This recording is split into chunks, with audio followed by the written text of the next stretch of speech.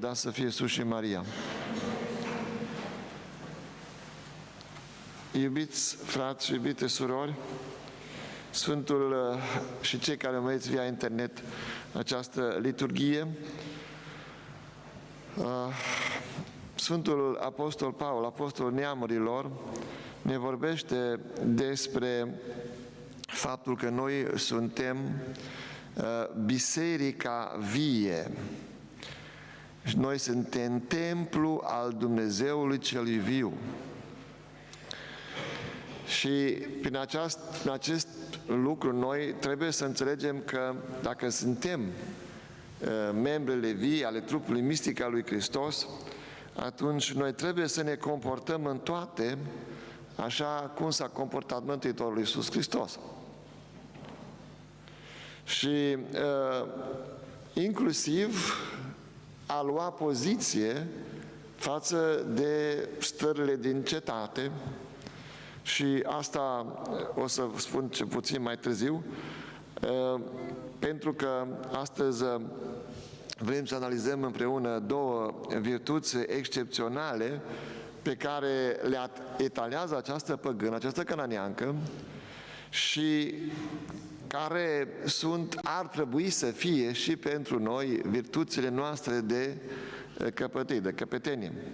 Și anume, care sunt aceste virtuți care le-a luat această cananeancă păgână? Prima este perseverența în rugăciune. Și a doua este umilința.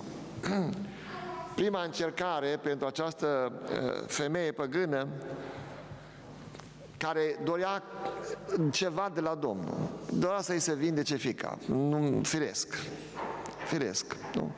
O mamă care are un copil bolnav, o fiică bolnavă, și mai atunci când este posesă demonică, cum să nu apeleze la orice? Prima încercare: miluiește-mă, Doamne, Fiul lui David. Niciun răspuns. Nu, de câte ori nu renunțăm noi când Dumnezeu tace? Și se pare că și în aceste timpuri Dumnezeu tace. Dar noi vorbim? Noi vorbim?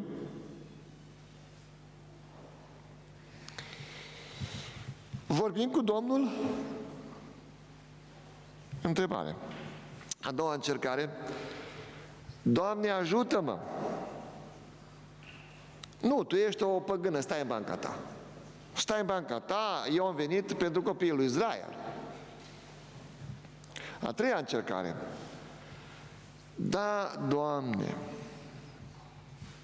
Acceptarea voinței lui Dumnezeu. Da, Doamne. Interesant că această păgână folosește cuvântul Kyrios, adică Domn, pe când ucenicii lui, că erau cu Domnul tot timpul, spun Învățătorule. Diferență foarte mare. Dragii mei, credința autentică conduce întotdeauna la adevăr. Țineți minte aceste cuvinte. Credința autentică conduce întotdeauna la adevăr. Cea neautentică, aceea este purtată de valori încoace încolo, după curentele la mod ale lumii, după curentele teologice. Și în timpul ăsta sunt foarte multe curente teologice în biserica noastră. Nu știu după care este ei. Ăla e bun, celălalt care? A doua virtute care este etalată de această păgână este umilința. Această păgână se apropie de Domnul și strigă cu lacrimi în ochi. Îi se închină până la pământ, deși este respinsă. Totuși vine să prostene la pământ. Acceptă dojana Domnului, dar nu renunță. Da, Doamne, așa-i, sunt o păgână, sunt o ticăloasă, dar ajută-mă și pe mine, și eu sunt ea după chipul și asemănarea lui Dumnezeu. Așa ar trebui să fie și la noi, nu? Sfântul Augustin comentează acest pasaj din Evanghelie foarte frumos, spunând: Hristos nu i-a dat atenție tocmai pentru că avea de gând să-i vindece fiica. Nu a tăcut în semn de refuz, ci pentru a o face să merite vindecarea printr-o perseverență în rugăciune umilă. Tot Sfântul Augustin continuă în legătură cu această păgână. Această femeie a fost transformată prin umilință.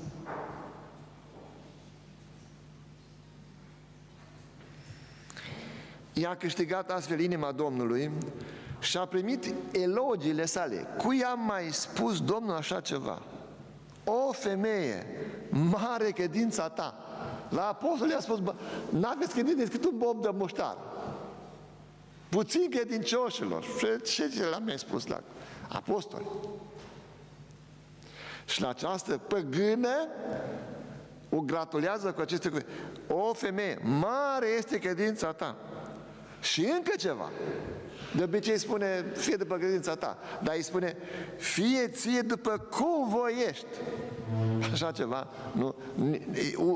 Un pasaj unic din Biblie, din Evanghelie, cel puțin. Văzând umilința acestei femei, ar trebui și noi să strigăm, o, Doamne, dă-mi și mie nebunia umilinței tale, care te-a făcut să te naști sărac, să suferi în tăcere, să mori pe cruce, să te dăruiești în tabernacol. Se spune că Sfântul Antonie cel Mare, un părintele monahismului, un părinte al deșertului, a spus, am văzut toate mrejele dușmanului, adică al diavolului, întinse pe pământ și suspinând m-am întrebat, Doamne, oare cine ne va scăpa de ele, de mregele diavolului? Și am auzit un glas, smerenia. Era Vasisoie, tot în Pământea Deșertului, spunea, nu este mare lucru să ai mereu cugetul împreună cu Dumnezeu, dar este cu adevărat mare lucru să te vezi pe tine mai prejos de orice făptură. Aceasta și osteneala trupului, aceasta, nu să te vezi mai jos decât toți, și osteneala trupului, adică nevoința, duce la smerenie. Noi trebuie să cerem cu insistență această virtute dacă dorim să fim plăcuți Domnului. Acum există, dragii mei, o falsă smerenie de care vreau să mă ocup acum.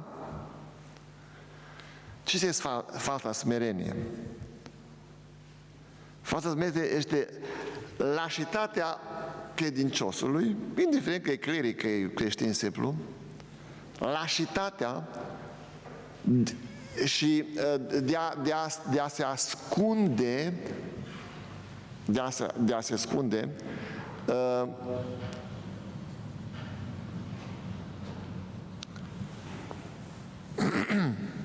mai puțin. Deci, falsa smerenie, falsa umilință, este acela, practic, care se ascunde în tăcere, falsă tăcere și inactivitate, ascunzându-și de fapt ce? Lașitatea. Ascunzându-și de fapt lașitatea sa. Și acum să mă explic. Această falsă umilință este aceea care spune așa, noi nu ne implicăm, mă refer la preoți, noi nu ne implicăm în viața cetății, noi avem grijă doar de suflete. Fals, foarte fals. Biserica trebuie să se implice în toate activitățile umane, inclusiv în politică. Poate pe cineva îi scandalizeze. Pentru că dacă biserica tace, puterea politică devine discreționară, totalitară, îngrădind libertățile poporului Dumnezeu. Biserica trebuie să fie portavocea libertății, dragii mei. Să vă dau câteva exemple. În cartea Macabeilor este un loc acolo, în prima carte a Macabeilor, capitolul 2, în care regele Antioh, Epifanul, cel care era unul dintre urmașii lui Alexandru cel Mare, încearcă să impună cu forța nu? Religia politeistă și în special să elenizeze toate regiunile regatului său.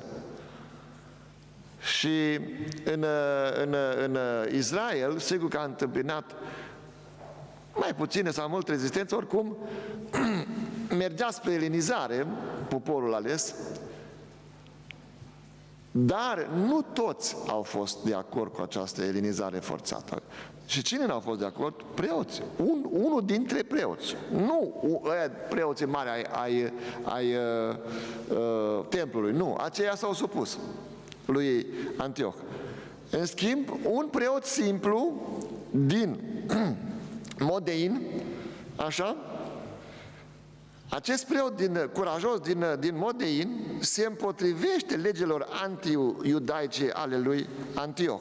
Și iată vă citez aici din 1 Macabei 2, 19 cu 22. Spune așa Sfânta Carte: și răspuns Matatia, preotul acesta curajos, a zis cu glas mare, atunci când a venit un reprezentant al regelui ca să ducă jertfă la idolii lor și să mănânce carne de porc, la el iar interzisă: chiar dacă toate neamurile din cuprinsul stăpânirii regelui vor asculta de el și poruncile lui, și se vor depărta fiecare de la închinarea părinților lor, totuși eu și feciorii și frații mei vom umbla într-o așezământul legii părinților noștri. Milostiv fie nouă Dumnezeu, ca să nu lăsăm legea și îndreptările Lui. De cuvintele regelui nu vom asculta, ca să ne socotim slujba noastră. Deci acest Matatia a spus nu. Nu ascult de legile care încalcă legea sacră a lui Dumnezeu. Nu ascult. Și a preferat să fugă, nu, împreună cu fiii lui, în munți, și până la urmă mișcarea de liberare a crescut așa de mult încât iudeii aceștia nevolnici așa s-au răzvrătit și au alungat pe crotopitor. Și a fost o perioada Macabeilor și așa numită domnie hasmoniană, nu așa, până când a fost cuceriți de romani. O perioadă de vreo 100 de ani. Din cauza unui preot curajos. Da? Matatia. Spune Psalmul 149,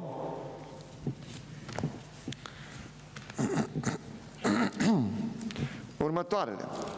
Psalmul 149, capitolul 4, versetul 4, 6 și 9.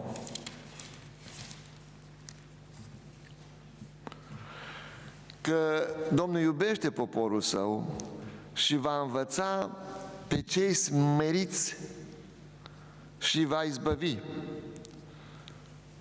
Laude Domnului în gura lor și săbii cu 2 teișuri în mâinile lor, ca să se răzbune pe neamuri, să pedepsească pe popoare, ca să lege pe împărații lor în lanțuri și pe cei slăviți a lor în cătușe de fier,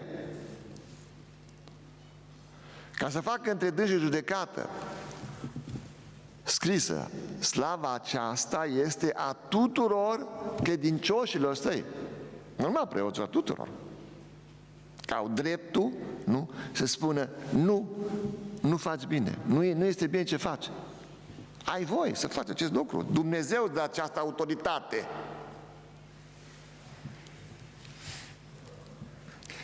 Vă pun și altă întrebare, facem acum o incursiune, am luat la Biblie, acum incursiune în istoria Europei. Care ar fi fost soarta Europei dacă nu s-ar fi ridicat vocea unui preot călugăr sfânt, ca și Sfântul Bernard de Clairvaux, cu vocea lui de tunet, ca să predice cruciada împotriva celor care botjocoreau Sfântul Mormânt al Domnului și pregăteau asaltul asupra Europei. Deja erau instalați de 3 secole în Spania. Nu? Spania Maura. Ați auzit de Spania Maura? Spania musulmană. Ce s-ar fi întâmplat? Dacă acest preot sfânt, Sfântul Bernard de Clairvaux, nu ar veni, nu ar fi predicat în toată Europa Cruciada. Și creștinii s-au mobilizat și au mers și au lemnat Sfântul Mormânt. Dar ce ar fi fost biserica, dragii mei, fără ordine militare? Ordinul care templieri, teutoni, ospitalieri, care pe lângă cele 3 voturi de castitate, de ascultare și de sărăcie, aveau și al 4-lea vot de a apăra pe creștinii care mergeau în Țara Sfântă de musulmani.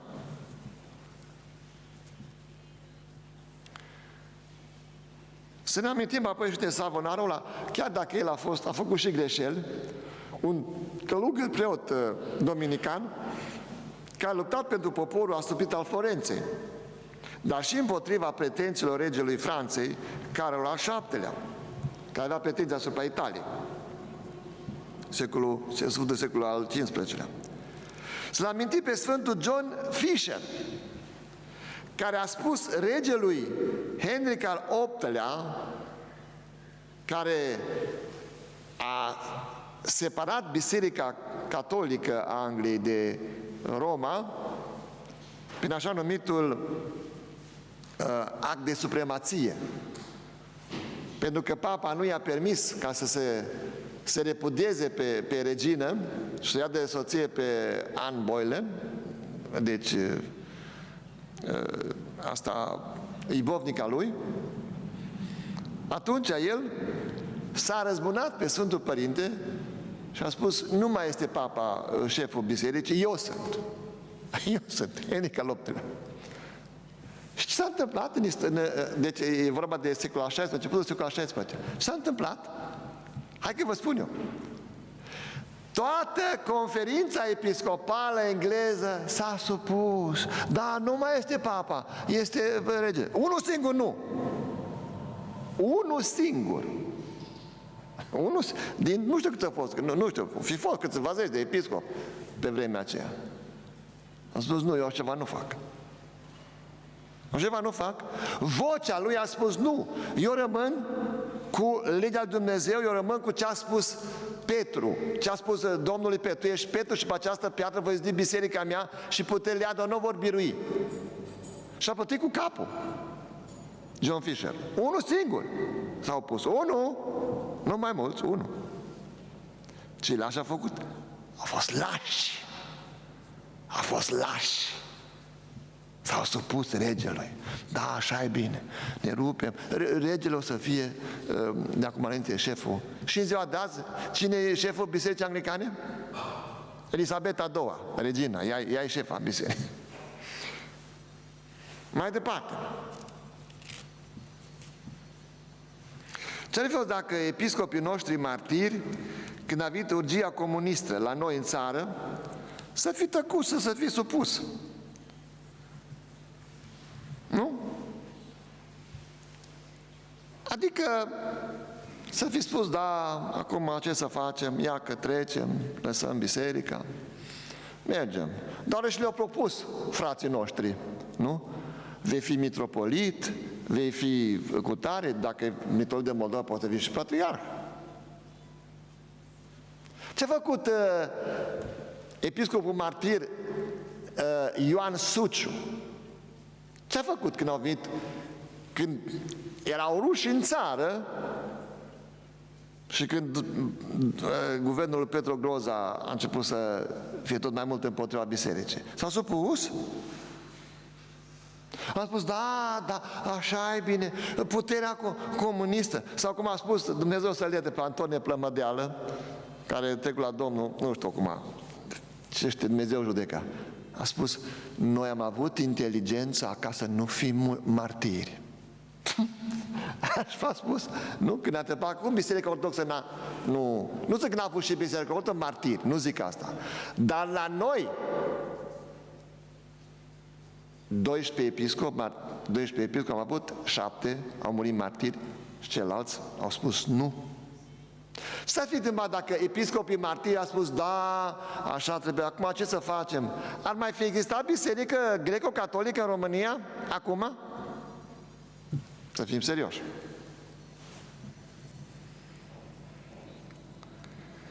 Adevărul, dragii mei, este acesta, că guvernanților le este frică de o biserică militantă. Ei vor o biserică obedientă, fără cuvânt în cetate. Voi stați în biserică și predicați aici cât vă tună prin cap voi, așa, dar tăceți, nu vă pronunțați cu privire la politicile noastre, aia aparține noi, voi n-aveți dreptul. Oare? Oare? Așa să fie. Din păcate, mulți clerici de azi se supun fără să crâcnească legilor aberante și absurde. Aberante și absurde din ultimii 2 ani, legi anticreștine, demonice le-aș numi, fără să crâcnească. Au zis statul, închidem biserici, da, închidem bisericile, da. Scoatem apa sfințită, da, scoatem. Nu mai trebuie, stați acasă, online.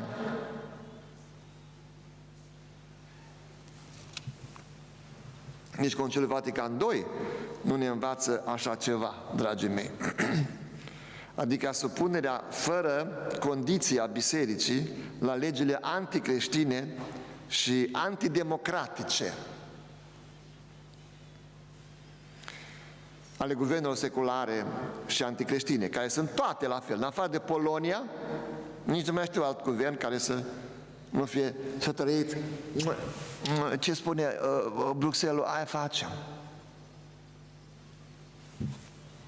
Iată ce spune Conciliul Vatican II în Gaudium et Spes, numărul 36. Dacă prin cuvintele autonomia realităților pământești se înțelege că lucrurile create nu depind de Dumnezeu și că omul le poate folosi fără a se referi la Creator, oricine crede în Dumnezeu își dă seama cât sunt de false astfel de păreri. Într-adevăr, creatura fără Creator dispare. Creatura fără Creator dispare. Câte referințe la Dumnezeu ați văzut în ultimii 2 ani? Câte referințe la Dumnezeu ați văzut la televiziune? A făcut Arafat o referință, Iohannis o referință, Câțu sau Orban sau mai știu eu care? Ați auzit? Adică tu mai urmărești. Ai auzit? O singură dată. O singură. Nu.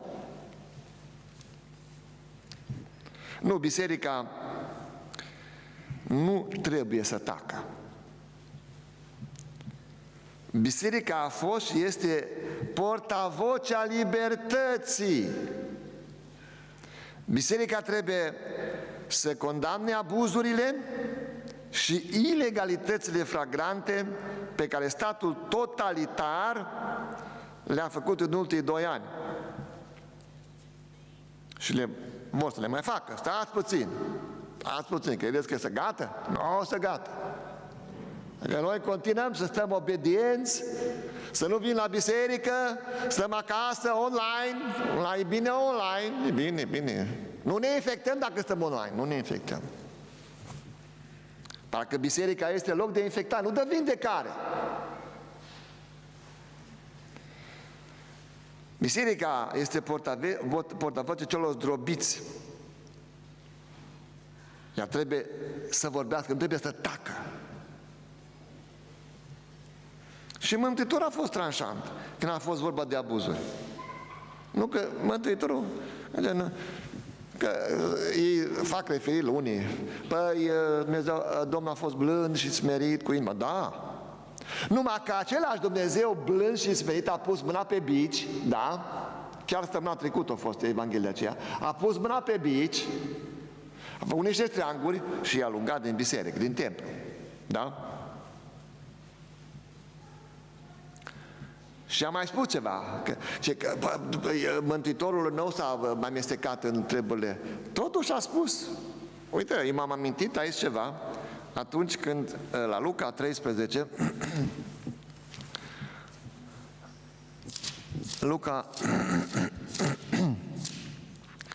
Luca 13, începem cu versetul 31, atunci când i-au spus, învățătorile, uite, vrea să te omoare Irod, adică nepotul Irod cel mare. Ia uitați-vă ce spune Mântuitorul, ia uitați-vă. În ceasul, deci Luca 13 cu 31, în ceasul acela au venit la el unii din farizei, zicându-i, ieși și du-te de aici, că Irod vrea să te ucidă. Și le-a spus, și el le-a zis, mergând, spuneți vulpii acesteia, iată alung demoni și fac vindecări, astăzi și mâine, iar a treia zi voi sfârși. Deci cum l-a făcut pe Irod? O vulpe, adică un om cu două fețe, o vulpe, cum e vulpea șireată, nu așa e cunoscut ca un animal șiret.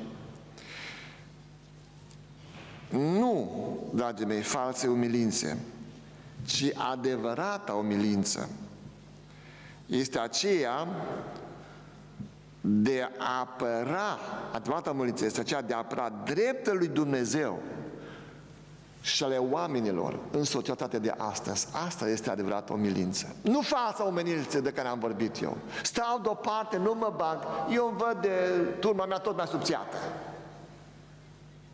Până când dispare și după aia nu mai vine nimeni și pune în lacătul că nu mai este nimeni la biserică, așa cum e în Occident acum, da? Sute mii de biserici sunt date la musulmani sau sunt vândute sau demolate. Păi nu mai vine nimeni în ele. De ce? Că n-am avut voce.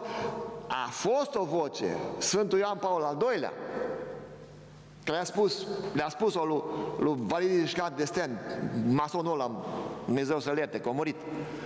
Că Dumnezeu nu spune numai, care a făcut Constituția aceasta în care nu a spus niciun cuvințel despre faptul că Europa are rădăcini creștine. Așa a spus, cum e posibil așa ceva?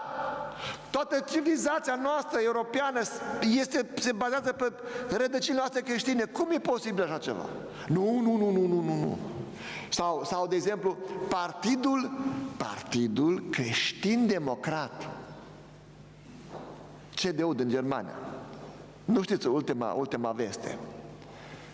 Partidul Creștin-Democrat al fostei Angela Merkel a hotărât așa: nu mai folosim cuvântul creștin. Partidul Creștin, nu mai folosim cuvântul creștin ca să nu jignim pe ceilalți care sunt în Germania și nu sunt creștini. Partidul din Elveția, Partidul Creștin, nu știu mai cum iară, nu mai folosim, se numește Dimite, adică cei de mijloc. Nu mai folosim cuvântul creștin. Vedeți dumneavoastră cum creștinii, dacă tac, nu? Și nu zic nimic, nu, însă și ei ajung obedienți, nu? Dar nu asta e problema, că sunt obedienți. Problema este că prin obediența lor distrug ce? Distrug libertatea și democrația prin tăcerea creștinilor. Ați văzut, dragii mei? Așa că dacă dumneavoastră vedeți în alte biserici spun, nu, că e bine așa, trebuie așa să facem, da, așa cum spune cei de la guvern, da, scoatem apa sfințită, da, punem mâna Sfânta Împărtășane să nu ne infectăm, vai de mine. Nu. Acestea sunt lași. Aia sunt lași. Falsă umilință, care am vorbit acum. Ați văzut eroi aceștia de care am pomenit? Aceștia sunt adevărații creștini și cei care propovăduiesc umilința adevărată.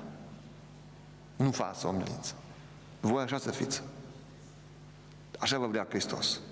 Militanți, așa cum a fost Matatia, eroul din Modein, preotul, nu? Se spune preotul din Modein. Și a făcut episcopul John Fisher, așa cum a fost pe episcop de niște martiri, nu? frunte cu Ioan Suciu și cu ceilalți. Așa cum a fost Mântuitorul nostru, care n-a tăcut. Nu? Deci în fața, așa zis, simulacrul de judecată, n-a tăcut. Ești tu? Ești tu Fiul Dumnezeu? Da, sunt! Da, sunt! Nu i-a fost frică. Știa ce îl așteaptă. Și noi. Chiar dacă, de exemplu, vă ne pune fumul în gură și ce dacă? Ce dacă? Stau cu fruntea sus în fața lui Hristos. Stau cu fruntea sus, nu cu capul plecat. Știți, Iisuse, că n-am putut, n-am știut, Ce? Ai avut Biblia, ai avut Sfinții Părinți, ai avut Sfinții... Nu, pleacă de la mine, blestematule. Pleacă de la mine, blestematule. Nu fiți lași. Nu vă temeți, pentru că Hristos n-a fost laș. Și nici eroul acestea de care v-am vorbit. Hristos a înviat.